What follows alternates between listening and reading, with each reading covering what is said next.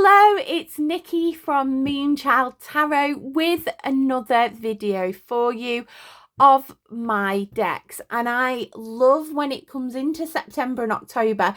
This is the type of video that I love watching, and it's the spooky decks. So I'm doing the spooky decks tag.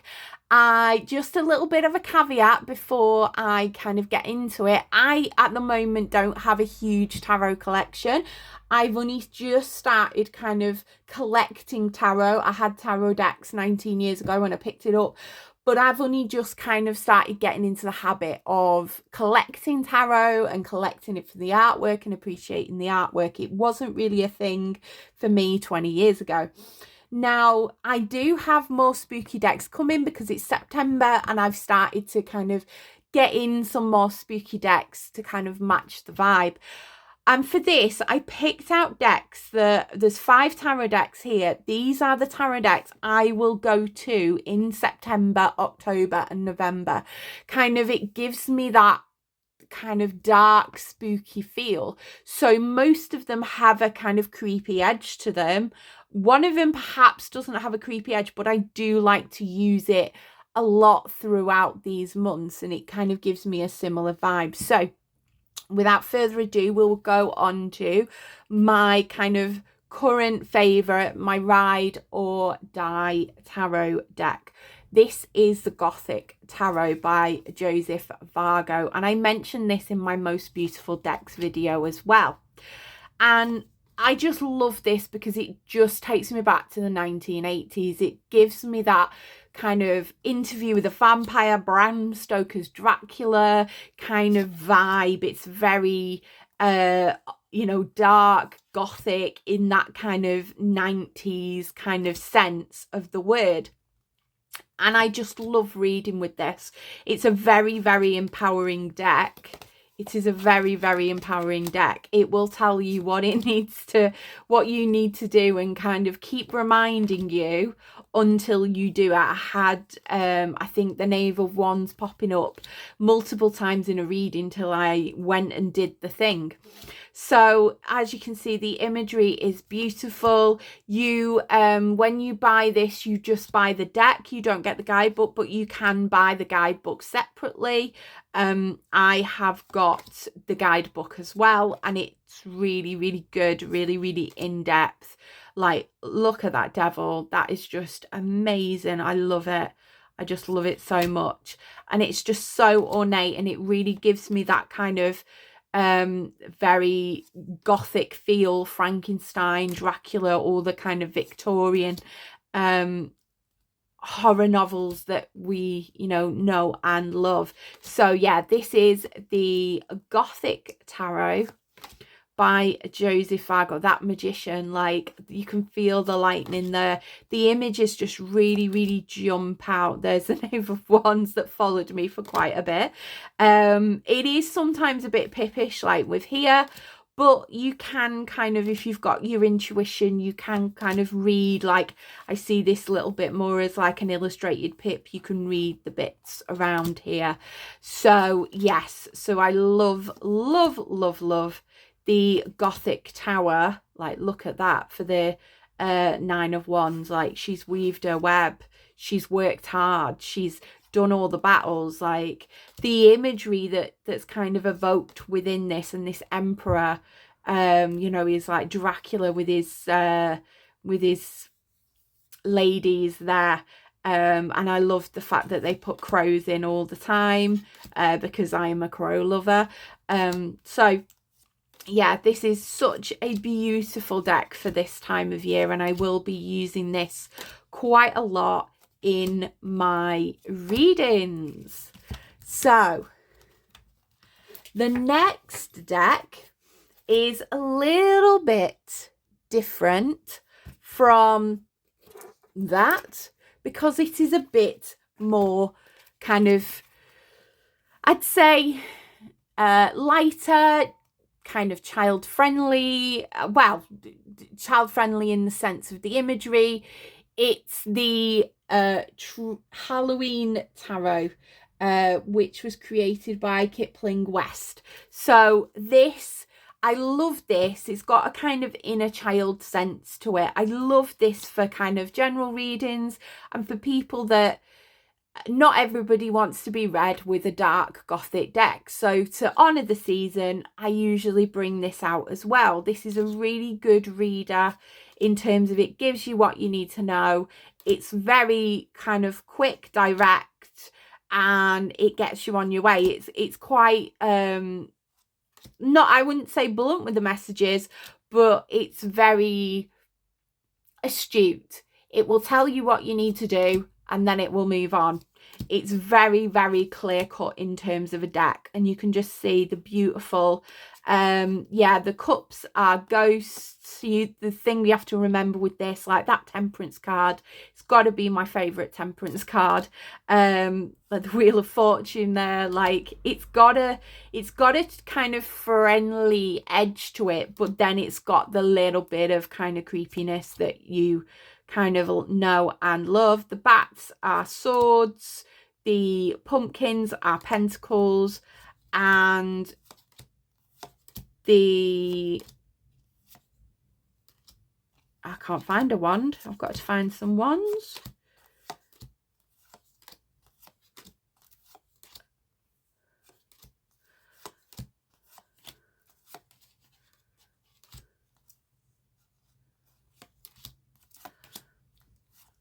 Imps. So the wands are imps. That's the only thing you have to get your head around. Now, when I started kind of coming back into reading a year ago from my break that I'd had, again, I found this a little bit harder to remember that imps were wands and ghosts were cups and everything. But now, because it's so Rider-Waite-Smith friendly, you can just see from the images what you're getting. So yeah, like this is a classic example. The person's walking away, you've got the 8 ghosts there. It's very reminiscent of the 8 of Cups in the Rider-Waite-Smith. So it's easy to kind of see, you know, our King of Wands there. He's got his cat, he's got his salamander. You can just notice the things within it. And I just love this artwork. It is very nice for, I think, doing some inner child work in the Halloween season, and just for general readings anyway, because everybody loves the like cuteness of this deck. When I've been reading on TikTok, people have been like, oh, isn't that deck cute? It's such a nice little, and it's in the tin, so it shuffles. So here's the tin. It shuffles really, really, really well. I've got small hands and I struggle with shuffling, and it's such a dream to kind of shuffle. So this was the Halloween Tarot by Kipling West, and that's my little inner child spooky deck. So the next one, I would say, is one that really does fit into the spooky kind of category, and this is the Horror Tarot.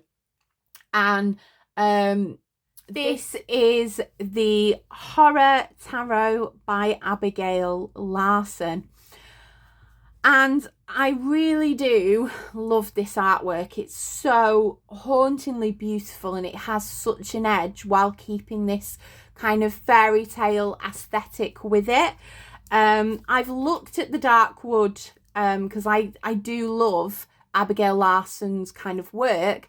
I originally started looking at the dark wood tarot, and there was something that was just not, I will eventually buy it, but there was just something that I was craving that I didn't quite get with that deck. And when I looked at the Horror Tarot, I was like, this is what I want.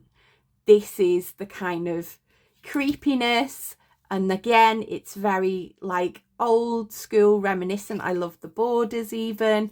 It just, like that 8 of Swords, such a beautiful depiction of the 8 of Swords, that she's got the sword behind her.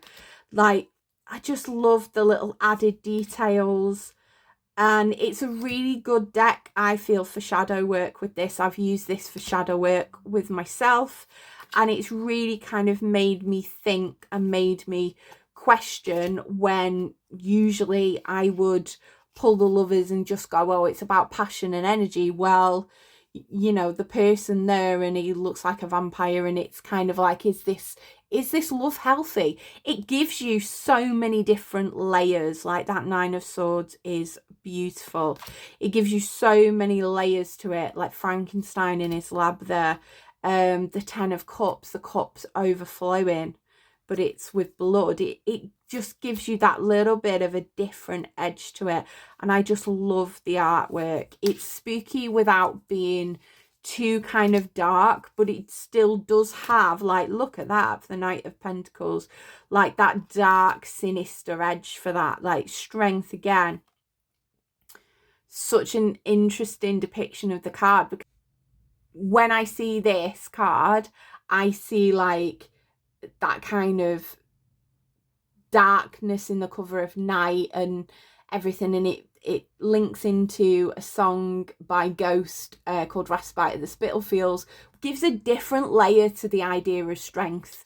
I just think it's such a beautiful, beautiful deck to read with. That Sun, again, the Sun card with a little bit of a sinister twist. Who doesn't like it? It was very reminiscent of it, this card, and I think she took the inspiration from it, like the sinisterness hiding in the good, and this Empress, like she's been consumed there. It's such a good deck. Definitely for shadow readings, and definitely for this time of the year. I would say the card stock is a bit thick. I've had to go through each one of these cards and like give it a little bit of a bend. It's very cardboardy in terms of the card stock. So for my small hands, it makes it a bit of a difficult shuffle.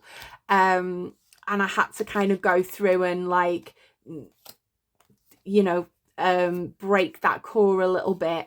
But that means it's going to last. It is going to last.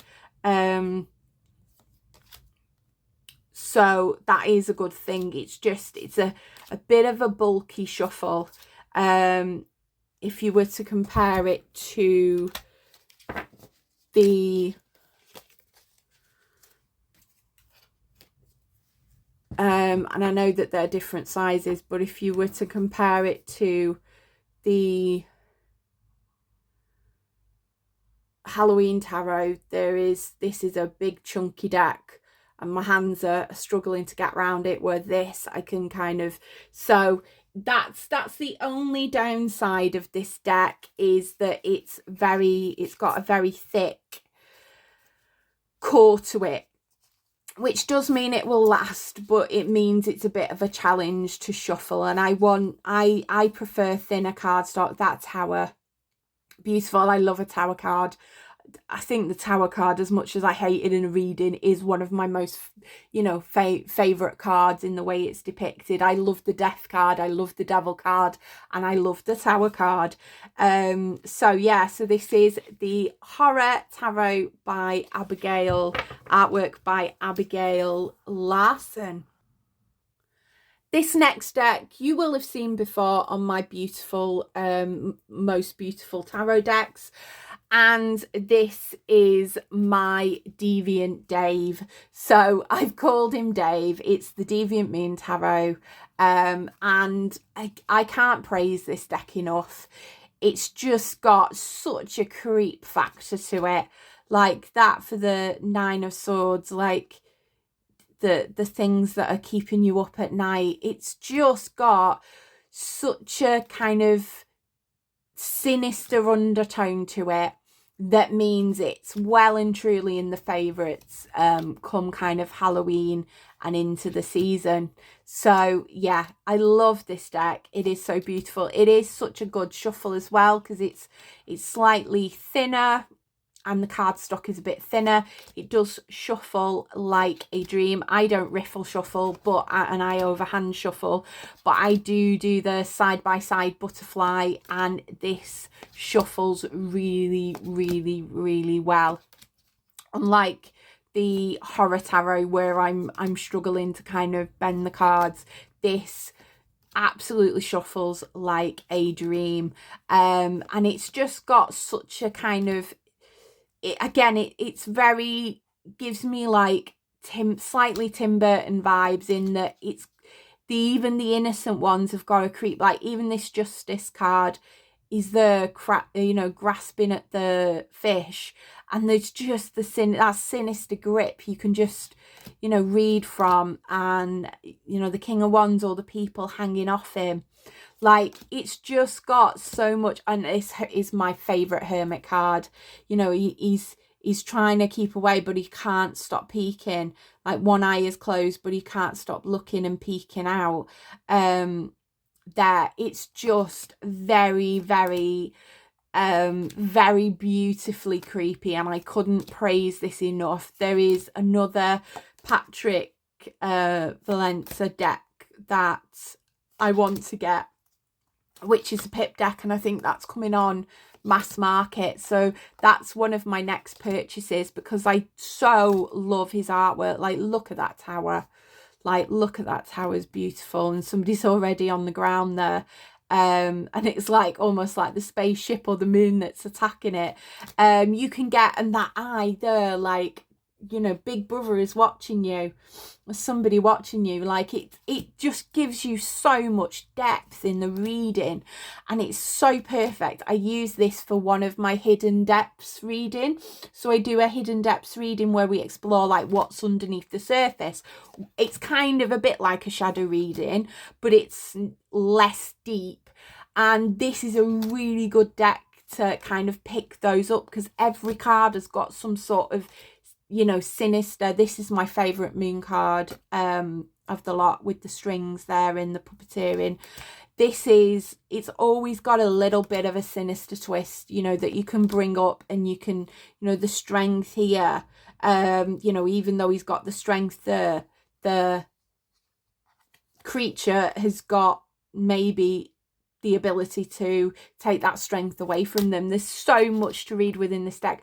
Oh, I love that for the kind of eight of swords. It's a real different take on the Eight of Swords, that it's imprisonment, but you're kind of almost causing it yourself. There, so yeah, this is the Deviant Moon Tarot, and that death card is so beautiful. I didn't realize that. I was looking around going, what card is this? There's no name on it, and there's no suits on it, and I was panicking, and then I googled it, and apparently the death card was very unlucky, so sometimes it wasn't named in decks. So it's nice that you kind of learn something new with this deck every time you kind of go to it. Like the Six of Cups, the Punch and Judy, I love this. This is my favorite Six of Cups. And the Six of Cups is not a card that I really kind of gel with very well, but I love this version of the Six of Cups. So yeah, so this is the Deviant Moon Tarot. Now the final deck is a deck that I wouldn't necessarily say has got kind of a spooky or a creepy vibe to it, but I always use this deck in September, October, November, the kind of those months, just because of the fact that it's a black and white deck, or kind of black on grey deck, if you could say that. It's not really a black and white deck like the Tower of the Abysses. And the imagery, again, it gives me a slight Tim Burton vibe to it. This is the Phantomwise Tarot. Now, this cardstock, this is my first ever linen deck, and I do love the feel of a linen deck, but it's such a loud shuffle. I'm very sensitive to noise, so when I can hear the shuffle, I tend to kind of go, ugh.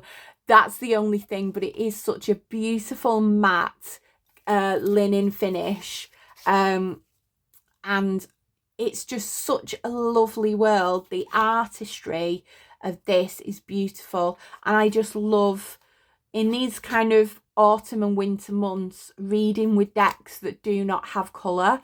I tend to not see things in colour. I will tend to know what a colour is, but I tend to see things in black and white. Kind of my dreams are often in black and, well, my dreams are probably always in black and white, and if I see anything in my imagination, I will know what the color is, but it's usually kind of in this black and white kind of. So this is quite reminiscent of what my brain kind of looks like. And I've been told it's a thing to do with neurodivergence, which this high priestess is beautiful, like sitting in her power, having that balance, having the mysteries there at her feet. It's just such, and the artwork is stunning, and the lines and the dots and everything. You can start reading things with the dots and the splatters. I love this Five of Pentacles card, like the little dog in the snow, and you can almost feel it, feel the winteriness. Yeah, so I love, again, another beautiful Judgment card. So I love this kind of very stripped back in terms of colour, but it's got so much more in terms of the landscape behind it. Alice going down the rabbit hole kind of idea, and I love that to describe the Fool. Most films we see are either, you know, a story of Alice going down the rabbit hole, going on an adventure, doing the, you know, the Fool's journey and learning something. Bill and Ted is, Labyrinth is, Star Wars is, and you know, I love that that's the way it's been depicted, almost like very reminiscent of Alice going down the rabbit hole. And I love the like cute little animals that are in here. I don't really particularly gravitate towards animal decks, but I don't mind this where the animals are kind of spattered where you need them to be. Same with the Wildwood, the animals are not in it all the time. This star is just such a beautiful card. And then this is why it kind of gives me Tim Burton vibes, this wheel card with the like swirls and things. The devil, there's an interesting depiction of the devil.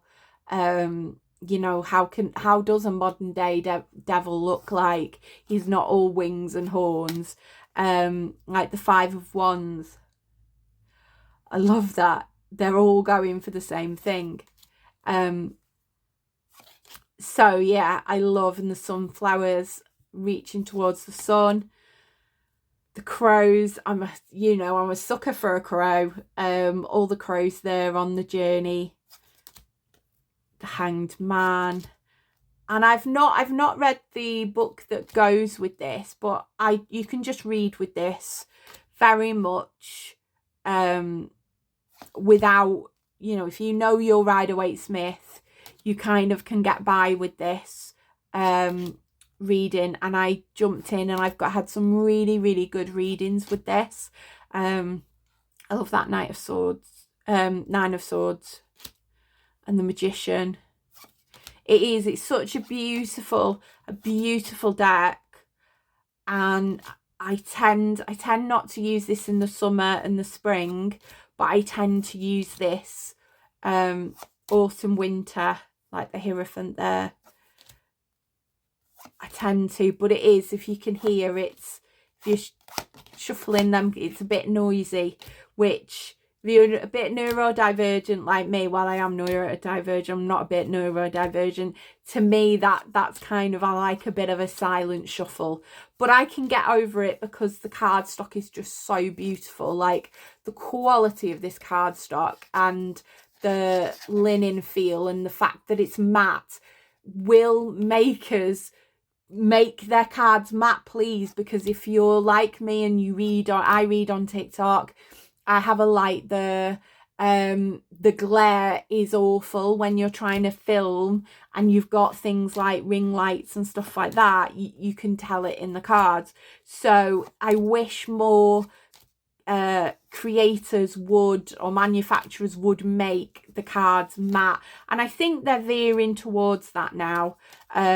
But it'd be so much easier to kind of take photographs and videos from. Like that Five of Cups is such, it just says everything you need to know about the Five of Cups.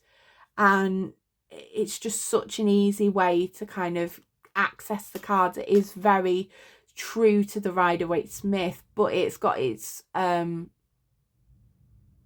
little touches in there with it as well. So that was the Phantomwise Tarot. Now, those were my top spooky decks. As I said, I don't have many decks. Well, compared to some people who have hundreds, I've got roughly around 40, and that is a mixture of tarot and oracle, so it's about 50-50.